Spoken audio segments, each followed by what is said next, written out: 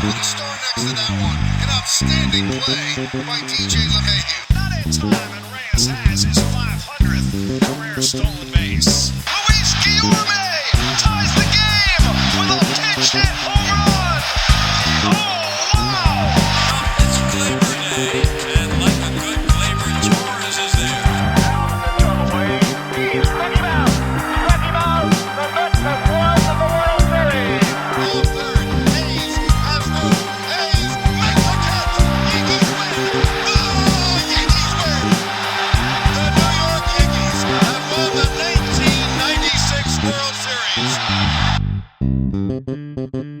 And welcome back to the Battle in New York.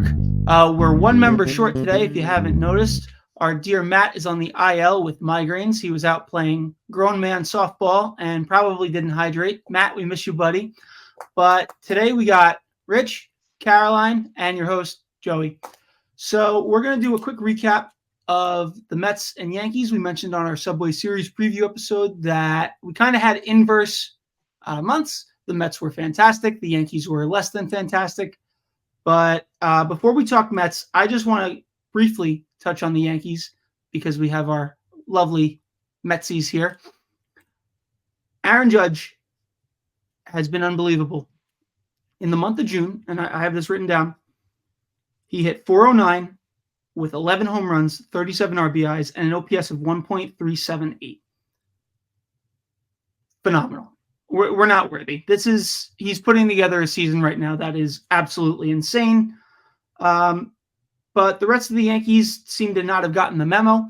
So the highlight for me this month was the Yankees winning on my 28th birthday up in Fenway, the infamous Alex Verdugo game, a.k.a. the game before the last 2 weeks of hell.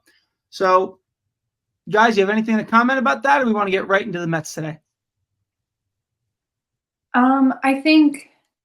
I think Yankee fans tend to be a little harsh on their team. You're included in that, Joe. Every team is entitled to a rough patch. Hopefully it stays a patch and doesn't extend much farther, but I think that there's some positive signs on the horizon for you all. Yeah, I mean, I love Judgy. Judgy's my guy. Every night it seems I get a notification that he hit a home run for my fantasy league. The Yankees, I think the Mets, what they went through in May was worse than what the Yankees are going through right now. Just having the starting pitching, there's some clear struggles right now, but rotations go through that, and I think they'll be all right. Luis is at a little trouble with his control. Carlos Rodon, his savant numbers are finally showing out, but at the end of the day, I think it's better to have this issue right now than the offense of last year that couldn't score unless Aaron Judge was doing literally everything. They're still scoring. So I'm not worried about the Yanks. You guys started off so hot. You're still in a good position. I'm just excited to see him in Baltimore. Hopefully see you guys there. We'll do our best to make that happen. Camden Yards, always electric. If you haven't been, highly recommend. Caroline hasn't been. 100%. So we're gonna try to get that rolling. But moving forward, Caroline, you like seafood? No. I do. Joey, the seafood It's is fire. pretty Baltimore's good. a fun city. It's not bad. It is underrated. For sure, definitely underrated. Our lovely partner Will lives out there from Yankees Files. Shout out, Will. We know you're listening. But let's move it over to some fun talk because it's been incredibly depressing to watch the Yankees the past couple of weeks. The Mets have been absolutely electric since Grimace threw out the first pitch. And quite frankly, I'm happy for you guys. It's been a great meme. If you're on Twitter, if you have social media, it's been everywhere. But these Mets have been unbelievable since the Grimettes were born. And I'm just gonna let you guys go for it. This is all you, but I'm very happy for you guys.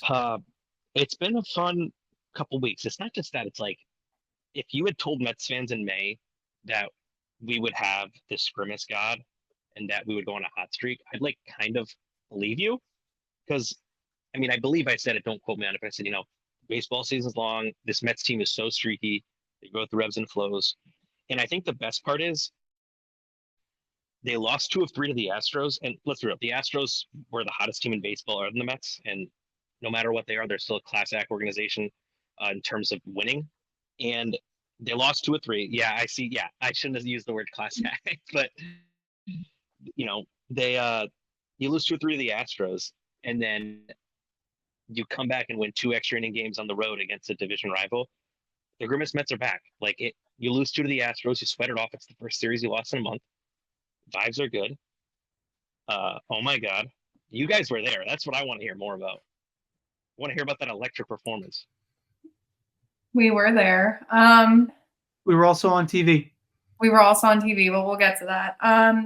No, how many baseball teams do you know their bench player goes and, I think he only played like the second half of the 9th inning.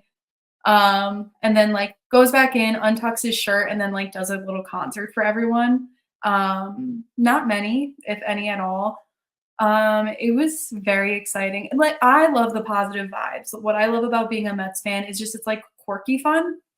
The oh my God, the grimace, like some of the memes coming out of the Subway series with the guy under the water drinking a beer, or the grimace with all the phones up, like just having some stupid fun is the best thing about being a Mets fan. And honestly, being present for all of those guys just enjoying themselves and allowing them to enjoy themselves on that field was really nice to see.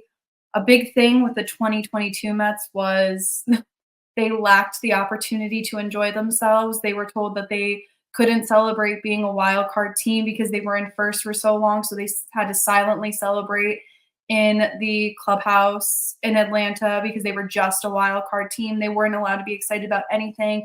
They had to have their heads down. This team is very different, and I want them to have as much fun as possible because this is going to be a team that's up and down.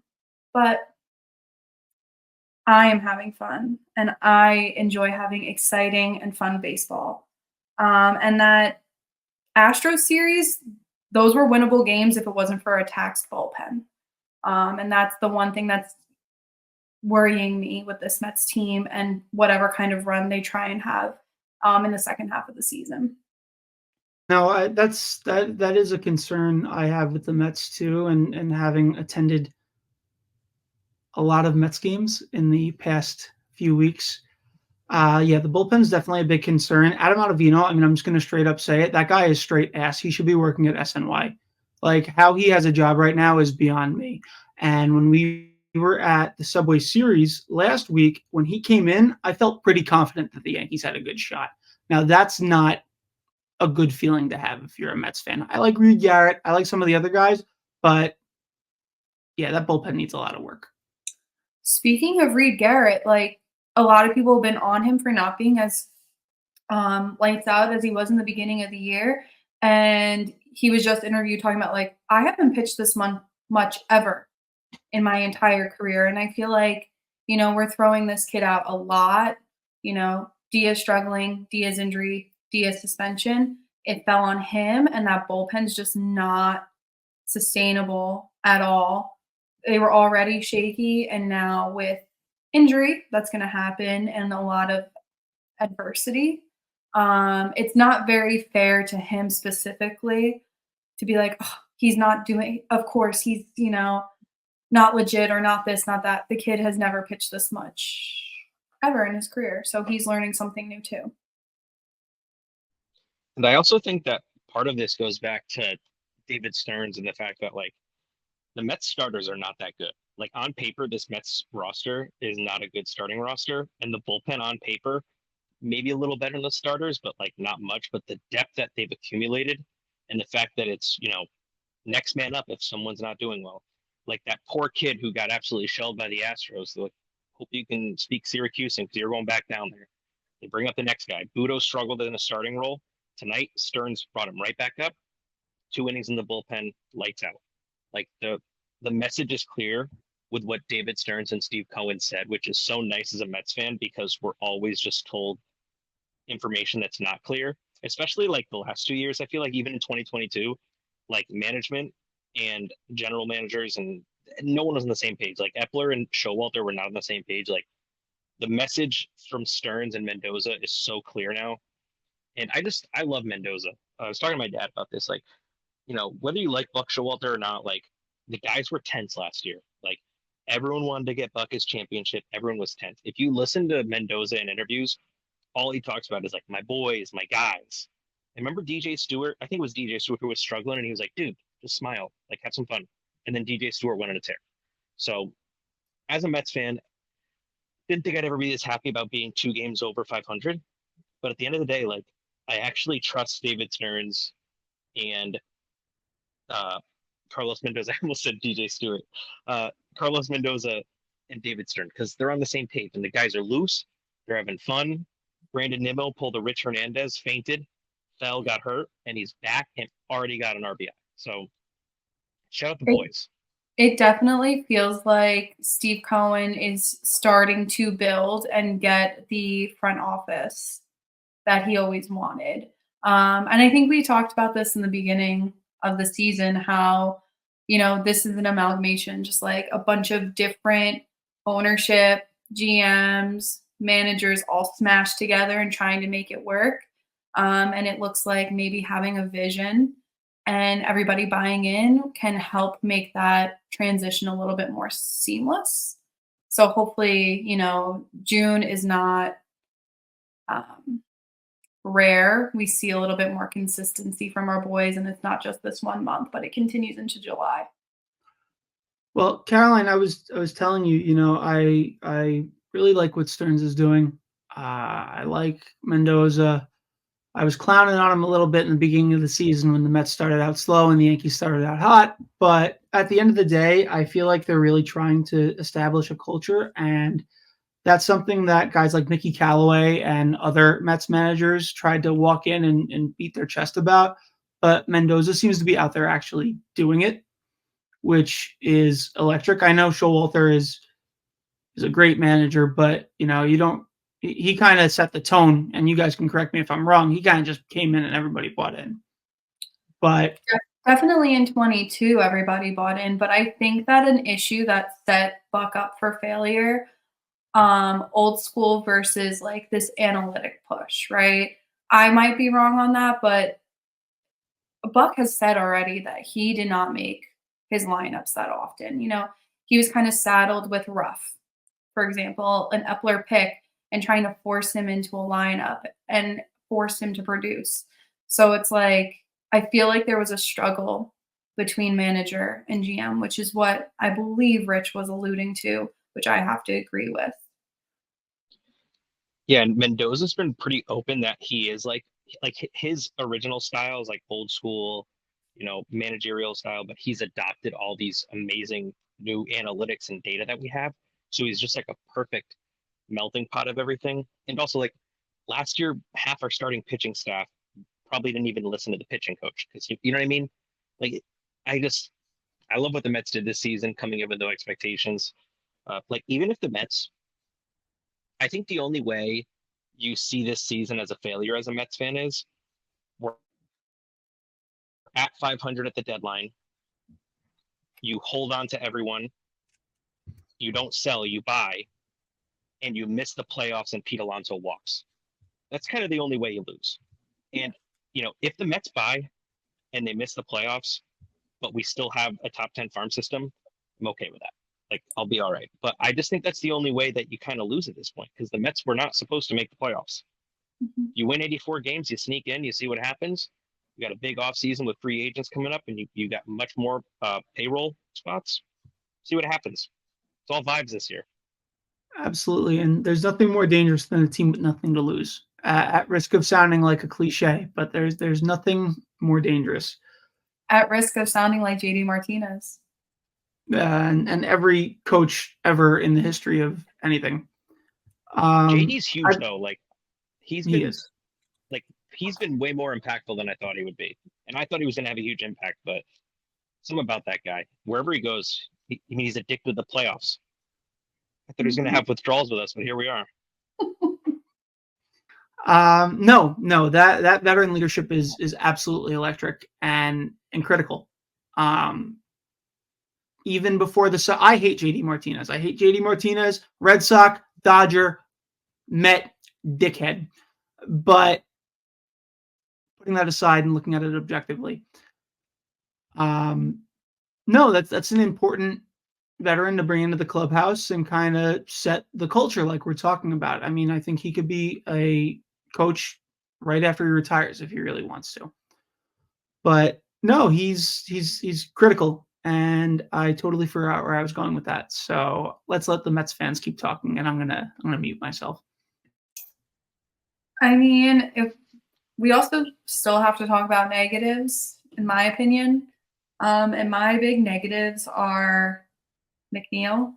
Sorry to my bestie Amanda. The bullpen. And this conversation's still about sellers and buyers, but that's just like a personal, I'm on Twitter too much opinion. But Rich, what's your opinion on McNeil? Oh, I mean, first off, it was just so happy. I was so happy on Friday night to see Jeff smile again and be successful. I just think the reality is that as we've seen Stearns doing more with the bullpen, guys aren't performing. He's not afraid to move their spots, do this, do that. I'm very interested to see because Jose Iglesias is a fan favorite. And not only that, he is doing phenomenal. I feel like eventually Stearns' hand is going to be moved, and McNeil's going to have to be a bench player. And it doesn't matter that you've signed this 3-year deal. Like McNeil's going to have to come off the bench. Iglesias is going to have starting at this point because McNeil cannot really hit anymore. I hate to say it because this is a guy I rooted for, continuously. But sorry, I'm watching the Reds Yankees game and I saw Diaz's brother do the point to the sky, so I got nervous for him. But it was an out. But Yep. yeah, I'm worried about Jeff. I think eventually, if the Mets are in a race for a playoff spot, they're going to have to play the best players every day, and it's not going to be him. The bullpen, we're just beat up. Drew Smith's hurt. Sean Foley's hurt. Diaz suspension. The fact that we've won like 5 of the last 7 with basically half our bullpen out is so impressive. But I'm still worried about that. But I'm very interested to see what the Mets do this deadline because, that buyer-seller conversation, I think it's very clear the Mets are not going to sell Pete Alonso. Can we all agree on that? Absolutely. It would make no sense right now. Mm-hmm. I think though the Mets are in the market for a low-end bullpen guy like Michael Kopech on the White Sox. He's closing games for them. Been pitching well. He's a lefty. The Mets only have Diekman as a lefty in the bullpen. Why not trade him for some low-level prospect we have that we've built up? But I think the idea of getting some bullpen arms at the deadline is our best chance. But yeah, I think that's how you solve those 2 problems. Jeff McNeil come off the bench later in the year. Right now, at the deadline, you look for bullpen help, kind of deplete some of the lower down farm system stuff, and then go from there and see what happens. You get Senga back, you get Sean Foley back, you get Drew Smith back, you get Edwin Diaz back, and then things start to shape up. I was just going to also say, Jeff being off the bench isn't totally necessarily a bad thing because of how versatile he is defensively. Like we went from having him in left starting, then moved him to right today, and he could play second tomorrow. So I feel like that's a positive piece to have on any team. So off the bench, at least you have somebody who can basically play the entire field and do a decent job at it. And I know he's kind of a hothead sometimes, but I do believe that he's a good teammate because all the guys love him. So I think he would do well in that role. Yeah, I think his hot-headedness comes from like being an athlete who's hard on themselves, not necessarily mad at everybody else. Agreed. So while you were speaking about that, I went ahead and did a little homework. And Jose Iglesias, who is, by the way, 2 years older than Jeff McNeil, through 49 at-bats this year, he's hitting .388 with a home run, an RBI, a stolen base, or 10 RBIs, pardon me, a stolen base, and a .974 OPS. Pretty good off the bench. That's the kind of guy you want up in a big situation. Jeff McNeil, through 267 at-bats, is hitting .213, 4 home runs, 19 RBIs, 4 stolen bases, and an OPS of .572. It's really bad. Very bad. That is tragic. No, it's very interesting to see what the Mets are doing. It's a lot of fun. and Citi Field has been electric. And I'm going to quote Caroline in, they have a lot of cool stuff going on because they've waited a while for them to be good to be able to use this stuff. And it's a fun time. If you're in the city and you have a chance to catch a game, I mean, they're affordable and it's exciting baseball right now. So I highly recommend it. Yeah, not to take away from the excitement or the surprise of it all, but the Mets socials and the entire crew that does any of the graphics and light shows, they have put in their blood, sweat, and tears for what they've created, and it really is an exciting environment to be in. And they've waited a long time to have those fun things. So definitely grab a game in City because there's a lot of exciting atmospheric components on top of really fun baseball right now. Yeah, I mean the social media team and podcast team they started the Grimace Mets. Like they were on it right away. The Mets won their first game after Grimace threw the first pitch. 1-0 with Grimace, 2-0 with Grimace. And they just kept rolling out content with it. And they kind of started this whole movement. So shout out to them. The Mets do that honestly better than most teams. No, they're very fun with it. And to use a hockey comparison, it's kind of like the Devils and the Rangers.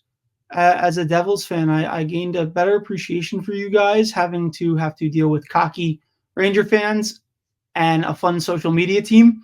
So I was able to understand a better understanding from your guys' perspective as well. I think something that benefits them a lot too is it's a big chunk of them that are Mets fans. So I think they add a fan element that is really, really great. And they kind of have a finger on the pulse of Mets fans, which really adds a really fun element to that too. Is there anything else you guys would like to? Actually, I have one more thing to add, if you guys don't mind.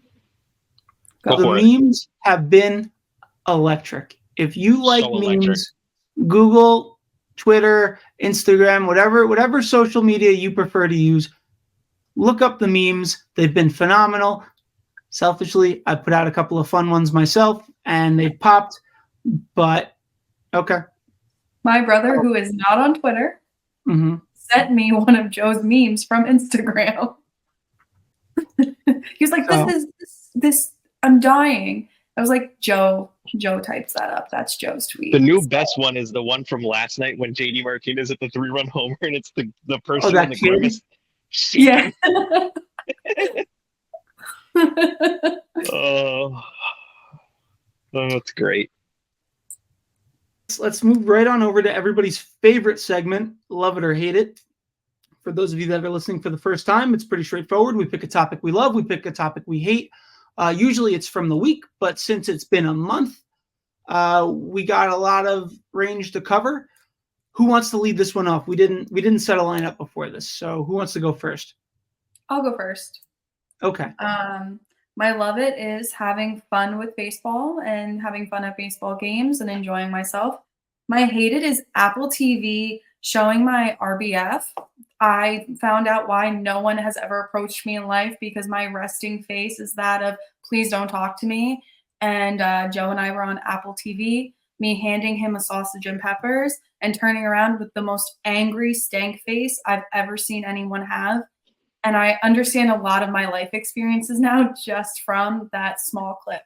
Shout out to all the people who messaged me, letting me know that I was on TV. That was a lot of fun. It was kind of funny to have our phones blow up that way.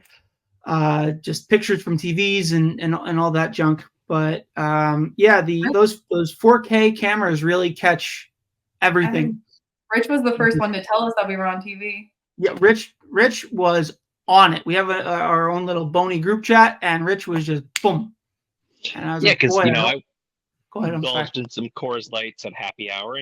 Sat down, watched the game, and I'm at the lake, I'm relaxed, and all of a sudden I'm like, wait a second.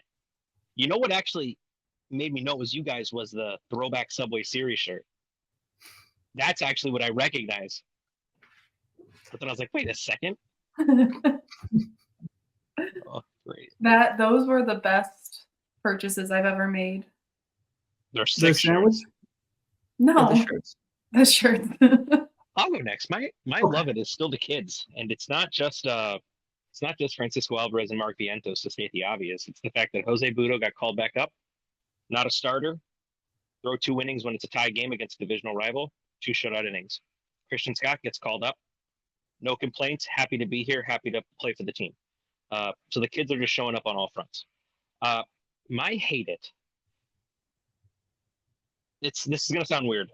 My hate it this week is just not being able to watch enough baseball. I just haven't been watching a lot of baseball lately, but it's also because I've been living, the teacher summer life. So I've been watching less baseball, but there's also, and I think you guys can relate to this, there's something magical about when you don't watch enough baseball and you're following it on your phone, when you're in public and something good happens and you have like a happy reaction, and you're in public and something negative happens and you have like a negative reaction and people just look at you.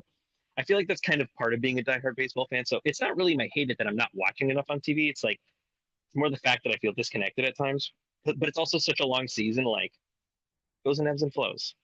And I will always be that Mets fan that gives those crazy reactions in public and those what the heck reactions. And I'm just going to keep doing that. The next week, I'll be in Vermont at a lake on my phone and be looking at my phone and being happy or sad multiple times. And it is what it is. Man, who's got it better than you guys? Summer life, peak baseball. I should have been a teacher, man. I swear. All right, my love it. I don't know, man. It's not fun. It was great to go to Fenway. I enjoy Fenway Park. If you haven't been and can afford it, make an effort to go. If you love baseball objectively, you will appreciate the history of it all. I was able to catch the game, as I mentioned earlier, on my birthday, and then Caroline went out and got very, very, very nice seats right behind the Yankee dugout at Fenway for my birthday. So you know what? That's going to be my love it, is the opportunity to get to do a lot of cool stuff with my partner and co-host. My hate it. I'm going to build off of what Rich said. There's nothing better than getting an exciting notie on your phone, and there's nothing worse than getting a sad notie on your phone. So my hate it is the roller coaster that is a 162 game season. And my hate it is that Matt couldn't make it as well. I got 2 hate it's tonight. We miss you, Matt. Can't wait till next month when Mets are inevitably struggling and the Yankees get hot again. It's just going to be switched again. I feel like there's not going to be one time this year when the Mets and Yankees are on the same page. You're too nice. Well, the beginning of the season, what was it? The first month, Joe, the Mets didn't win when the Yankees won. Yeah, that was pretty darn accurate. It felt like there wasn't a single game where Caroline and I could enjoy an evening together because one of our teams lose, and every time one of our teams lose, we become pissy. So ups and downs, ebbs and flows. But, that's baseball. That's life. But does anybody else have anything to add? That's baseball, Susan. That's baseball, Susan. Nothing else to add? Rich? No? Caroline? I'm just excited. I'm just happy. The season's not even halfway over. So much ball left. Yep, there's a lot of baseball to go. But if nobody else has anything to add, we will be back next week. Hopefully we'll be back on our regular schedule. We'll have Matt here. We'll have Rich here. We'll have Caroline here. Well, Caroline and I are always here. But we'll be back. It's going to be electric. We're going to recap the past week. We're going to talk about the future. We're going to talk about the All-Star game. We got a lot of stuff we want to talk about, but we're just happy to be back. And long live Grimace. But that's going to do it for us today. And we'll see you guys next week.